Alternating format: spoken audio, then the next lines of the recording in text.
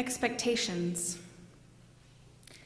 When I was pregnant with my first child, I had so many expectations. I spent many hours reading What to Expect When You're Expecting, the book that most mothers who see those 2 pink lines for the first time consider the pregnancy Bible. I eagerly anticipated the emails that entered my inbox every week, comparing my baby to another piece of produce. Kiwi, anyone? I lay in bed at night as he or she tumbled in my belly, and I pondered who they would resemble the most once I finally had the opportunity to meet the baby inside. During birthing classes, I fostered expectations of the perfect birth, pain-free and quick. I paid no attention to the C-section video they showed us. That was not for me. I expected things to go smoothly from day one, for me to bond with him or her immediately, and for me to feel like there was no one else in the world but the 2 of us once my baby was out in the big, big world. I expected to be able to nurse him or her right away and easily, and I expected to fall in love with them from the get-go, and to want to hold my precious bundle always, and to never want to leave them, ever. As you might expect, many of my expectations were met with resistance. When I finally met my baby, he didn't look like me or anyone else I knew. I wasn't able to hold him right away because he was not breathing right at first, and the nurses had to help him start. The birth was actually nothing short of traumatic for both him and me. And even though I did not have a C-section, because I resisted the suggestion of one, it was not ideal in any way. Once he came home, and we came home, things got worse.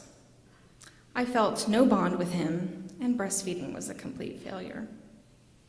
I cried a lot and was in pain and couldn't really even think straight.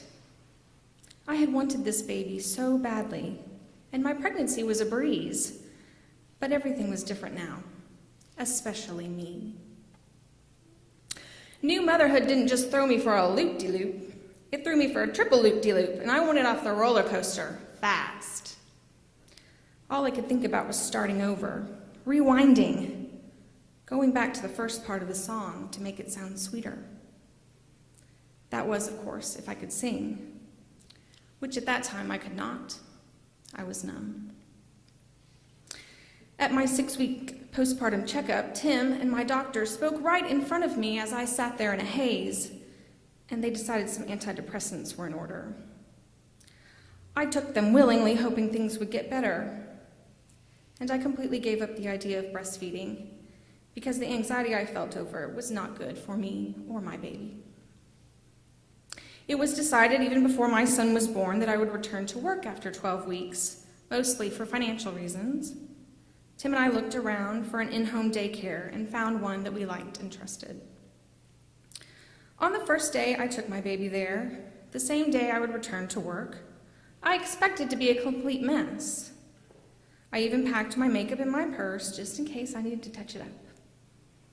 I expected to want to check on him 10 or 15 times that day. And the woman who ran the daycare said she would understand if I felt the need to do just that. She was used to that kind of thing. I expected to sob as I drove away. I even tried to make the tears come as my car carried me along the same roads it had so many times before.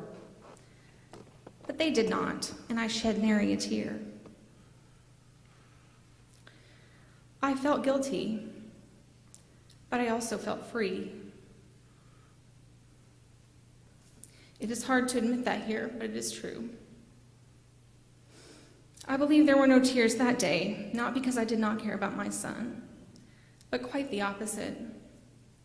I feel it was because I knew at that time what was best for both of us. Expectations are a funny thing because they can also work the opposite way. Things can happen when we least expect them to. This has been proven many a time in my life since I became a mother over a decade ago. One thing I did not expect, especially after those first 3 trying months of mothering, was not only that I would eventually fall in love with my baby, but also the person that he would become. We spend so much time anticipating the infant's arrival that sometimes we forget the future and that those baby days are really so very short in the grand scheme of things. My first baby is now 10 years old and a truly amazing boy.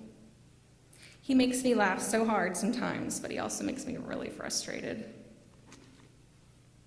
He makes awesome fruit salad, and he likes to write like his mother. These days, he's teaching me to let go and hold on all at the same time. And I can tell you right now, I never expected any of it. Thank you.